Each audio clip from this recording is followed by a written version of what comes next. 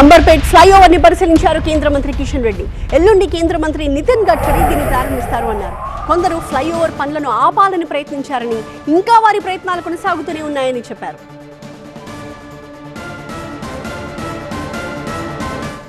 కొంతమంది కావాలని ఈ యొక్క ఫ్లైఓవర్ పనులు ఆపేటువంటి ప్రయత్నం చేశారు.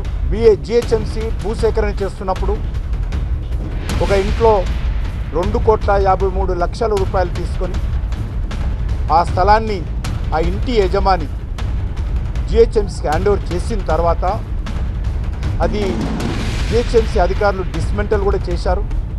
చేసిన తర్వాత మరి కొన్ని రాజకీయ పార్టీలు ఆ స్థలంలో మరేదో కట్టడం ఉందనేటువంటి సాకుగా బూచిగా చూపించి భయపెట్టించి ఈ యొక్క ఫ్లైఓవర్ పనులు ఆపేటువంటి ప్రయత్నం చేశారు, ఇంకా చేస్తున్నారు.